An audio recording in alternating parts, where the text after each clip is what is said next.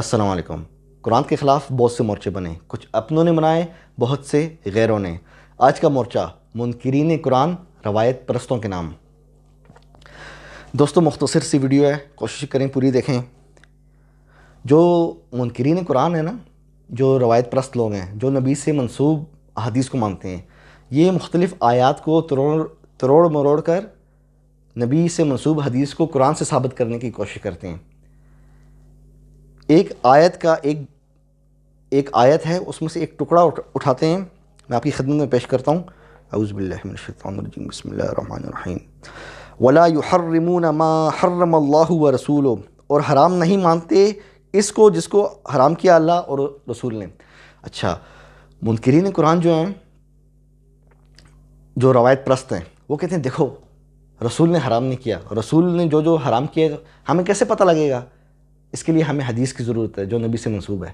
تو اس آیت کے ٹکڑے سے حدیث ثابت کرنے کی ناکام کوشش کرتے ہیں۔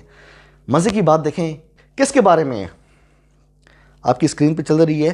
قاتل الذین لا یؤمنون باللہ ولا بالیوم الآخر ولا یحرمون ما حرم اللہ ورسولہ ولا يدينون دين الحق من الذين اوتوا الكتاب حتى يؤتوا الجزية عن يد وهم صاغرون۔ دیکھیں اہل کتاب کے بارے میں کہا جا رہا ہے جب تک اپنے ہاتھ سے جزیہ نہ دیں ذلیل ہو کر، یعنی اہل کتاب کے بارے میں اللہ کہہ رہا ہے قاتل الذین لا یؤمنون، ان لوگوں سے قتال کرو جو اللہ اور آخرت کے دن پہ ایمان نہیں رکھتے، اور جن چیزوں کو اللہ اور اس کے رسول نے حرام قرار دیا نا اسے حرام نہیں مانتے۔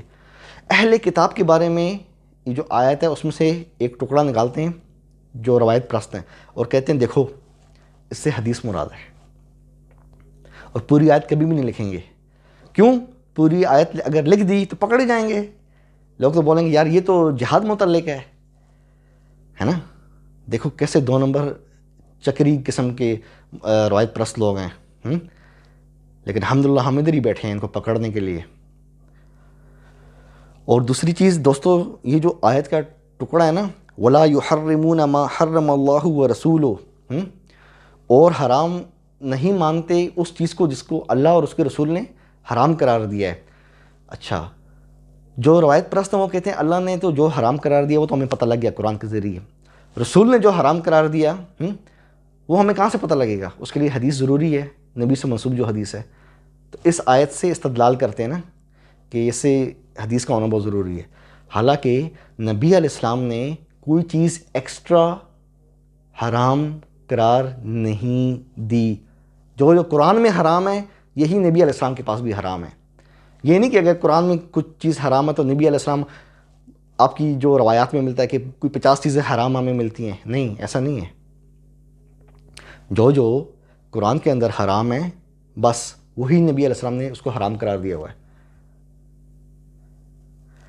تھوڑی سی مزید تفصیل آپ کو بتاؤں، حرام قرار دینے کا کسی بھی چیز کو یا حلال قرار دینے کا حق اونلی صرف اور صرف اللہ کو ہے۔ آیت پیش کروں؟ ٹھیک ہے دوستو، آپ کھولیں گے سورہ تحریم آیت نمبر 1، یا ایھا النبی لما تحرم ما احل اللہ لک، اے نبی تم اپنے اوپر کیوں حرام کر لیتے ہو وہ چیز جو اللہ نے تمہارے لیے حلال کی۔ ہاں جی، وہ لوگ جو کہتے تھے نبی کو حرام کوئی بھی چیز حلال یا حرام کرنے کا حق حاصل ہے، دیکھیں اس آیت کا جواب دیں۔ اللہ پاک نے اپنے پیارے نبی علیہ السلام کی اس بات پر ان کو تنبیہ کی ہے، وارننگ کی ہے، آپ کیوں حرام قرار دے رہے ہیں؟ لما تحرم ما احل اللہ لک، لما تحرم ما احل اللہ لک تبتغی مرضات ازواجک، کیا آپ اپنی بیویوں کی مرضی چاہتے ہیں؟ دیکھیں یہ آیت نص ہے، نص قطعی ہے کہ نبی کو کسی چیز کو حلال حرام قرار دینے کا حق نہیں ہے۔ تبھی تو اللہ پاک نے اس میں وارننگ دی کہ آپ کیوں ایک چیز حلال ہے اس کو حرام قرار دے رہے ہو، ہے نا۔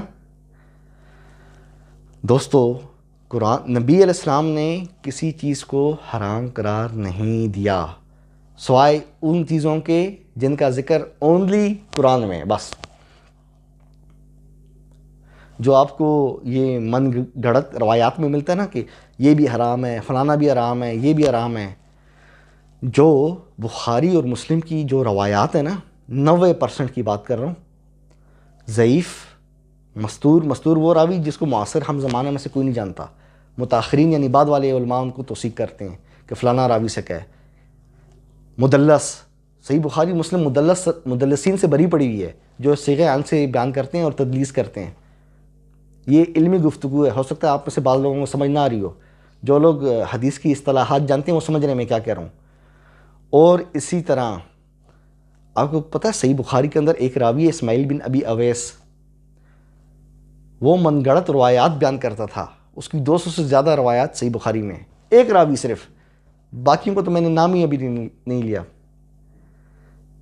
صحیح بخاری اور صحیح مسلم میں صرف 10% روایات ایسی ہیں جو بے اعتبار سند ٹھیک ہیں، 90% توڑ گئیں. تو پھر آپ کو حلال حرام کہاں سے پتہ لگے گا؟ آپ کو صرف اور صرف قرآن سے پتہ لگے گا.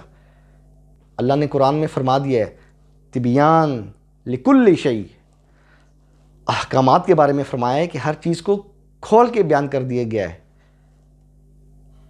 مفصل، یعنی سب آیات کی تفصیل بیان کر دی گئی ہے احکامات کی. لیکن آپ کہتے نہیں ہے اللہ آپ نے ساری چیزیں نہیں بتائیں نا ہمیں، جو حرام کی جو لسٹ تھی آپ نے تو زیادہ نہیں بتائیں. ہم نبی سے جو منسوب حدیث ہیں وہاں کی طرف ہم رخ کرتے ہیں. یعنی آپ لوگ اللہ کی ان آیات کو ٹھکرا رہے ہو. اکثر لوگ کہتے ہیں جی وہ حدیث میں تو 50 چیزیں ضعیف، 50 چیزیں حرام ہیں، قرآن میں تو ان کا ذکر نہیں ہے. یعنی آپ مجھے نہیں کہہ رہے، آپ ابو جعفر تنولی کو نہیں کہہ رہے، آپ اللہ کو کہہ رہے ہو کہ اللہ پاک آپ نے جو قرآن میں کہا ہے نا کہ آپ نے مفصل آیات بیان کی ہیں، ہاں تبیان لکل شیء، ہر چیز کو کھول کے بیان کر دے گی. نہیں اللہ آپ نے کھول کے بیان نہیں کیا. اگر کھول کے بیان کیا ہوتا تو پھر یہ ہمیں روایات میں 50 چیزیں جو 50 چیزیں ہمیں جو حرام ملتی ہیں ان کا بھی ذکر قرآن میں ملتا. آپ لوگ جانے انجانے میں قرآن کی آیات کی تکذیب کر رہے ہیں اور آپ کو اس کی خبر بھی نہیں ہو رہی. دوستو آخری حوالہ آپ کی خدمت میں پیش کر دوں، ٹھیک ہے؟ سورہ اعراف کی 2 نمبر آیت، اتبعوا ما انزل الیکم من ربکم ولا تتبعوا من دونه اولیاء. اے لوگو اس پر چلو جو تمہاری طرف تمہارے رب کے پاس سے اترا، یعنی قرآن، اور اسے چھوڑ کر اوروں کے پیچھے نہ جاؤ. اللہ نے اچھا نبی علیہ السلام بھی خود قرآن کو فالو کرتے تھے. یہ آیت آپ کی اسکرین پہ بھی چل رہی ہے. نبی علیہ السلام صرف اور صرف قرآن کو فالو کرتے تھے اور اس کے پابند تھے قرآن کو فالو کرنے کے. جبکہ آپ کہہ رہے ہیں نہیں وہ اللہ نے صرف کچھ چیزیں قرآن میں حرام قرار دیں تو باقی جو رسول نے حرام قرار دیں وہ نبی سے منسوب حدیث میں ملے گی. اللہ تو اس کی نفی کر رہا ہے قرآن میں. نبی علیہ السلام نے صرف اور صرف انہی چیزوں کو حرام قرار دیے جن کا ذکر قرآن میں. دوستو انشاءاللہ جو روایت پرست ہیں ان کے ایک ایک سوال کا ہم جواب دیں گے. اور باقی رہی بات اسی ویڈیو کے نیچے نا جو ڈسکرپشن باکس ہے اس میں لنک دے دوں گا ایک اور ویڈیو کا جس کا ہم نے نام رکھا ہے ہم لوگ نبی سے منسوب احادیث کیوں نہیں مانتے. وہ ویڈیو بھی دیکھیے گا انشاءاللہ تسلی ہو جائے گی. نبی کے حدیث کے الفاظ میں نبی کی حدیث صحابی تک ہے، ٹھیک ہے؟ صحابی، پھر تابعی، پھر تبع تابعی، پھر راوی، پھر محدث. نبی کے الفاظ کے ساتھ 4 5 6 لوگوں کے الفاظ مکس ہو کے آ رہے ہیں، پھر نبی کے الفاظ تو نہ ہوئے. اور دوسری بات یہ جن لوگوں کے ذریعے آ رہے ہیں ان میں سے 90% ضعیف، کذاب، مدلس، مستور راوی ہیں. آپ کی صحیح بخاری و مسلم میں ضعیف راویوں کی لائن لگی ہوئی، لائن، اور آپ کہتے ہیں کہ ہم ان ضعیف راویوں کے ذریعے ان کے جو اقوال ہیں انہیں ہم قول رسول مان لیں. اور پھر جو قیامت کے دن نا نبی علیہ السلام اپنے سے منسوب حدیث چھوڑنے کا شکوہ نہیں کریں گے، وہ قرآن چھوڑنے کا شکوہ کریں گے، جیسے کہ آپ کی اسکرین پہ آیت آ رہی ہے، وہ اللہ سے شکوہ کریں گے، یا اللہ لوگوں نے قرآن چھوڑ رکھا تھا، جیسے آپ میں سے اکثر لوگوں کی اکثریت نے چھوڑ رکھا ہے۔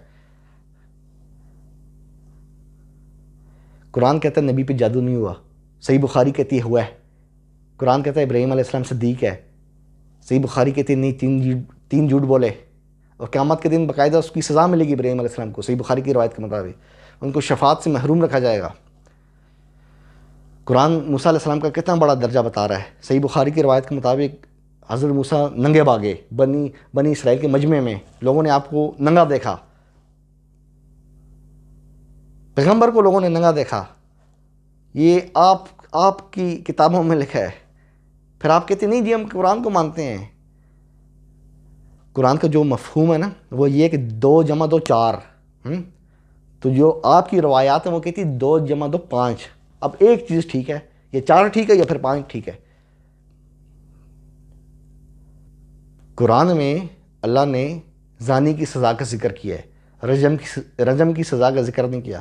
آپ لوگوں نے کتنی لوگوں کو مختلف ملکوں میں رجم کے نام پہ ان کو مار دیا ہے۔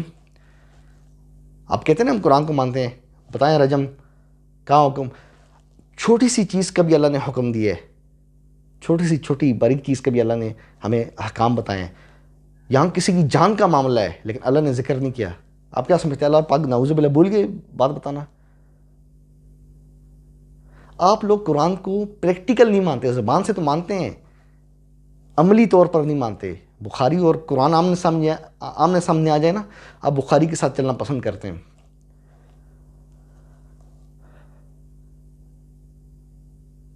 قرآن کے مطابق اہل فطرت جو ہے نا، اہل فطرت جن کے پاس کوئی پیغمبر نہیں آیا، قرآن نے ان کو غافل کہا ہے، اور اللہ کہتا ہے کہ وَمَا كُنَّا مُعَذِّبِينَ حَتَّى نَبْعَثَ رَسُولًا، ہم اس وقت تک عذاب نہیں کرتے جب تک کسی پیغمبر کو نہ بھیج دیں، یعنی جب تک اپنی حجت نہ قائم کریں کسی کو عذاب نہیں دیتے۔ نبی علیہ السلام کے والدین کے پاس کون سا پیغمبر کوئی پیغام لے کے آیا؟ لیکن آپ کی صحیح مسلم کے مطابق وہ دونوں جنت میں نہیں جائیں گے، دونوں جہنمی ہیں، نعوذ باللہ من ذالک۔ آپ کی روایات کہہ رہی ہیں۔ آپ کے پاس 2 ہی آپشن ہیں، یا تو قرآن کے ساتھ چلیں یا روایات کے ساتھ چلیں۔ یہ نہیں ہو سکتا آپ اللہ کو بھی مانیں اور دل میں بت کی محبت بھی رکھی ہوئی ہے۔ ایک چیز چلے گی، اللہ نے قرآن میں کہہ دیا ہے کہ صرف اور صرف قرآن کی اتباع کرو۔ دوستو چینل کو لائک کریں، سبسکرائب کریں، اپنے بھائی ابو جعفر تنولی کو اجازت دیں، جن دوستوں کو چینل کا نہیں پتہ انہیں بھی بتائیں، ٹھیک ہے؟ قرآن زندہ باد۔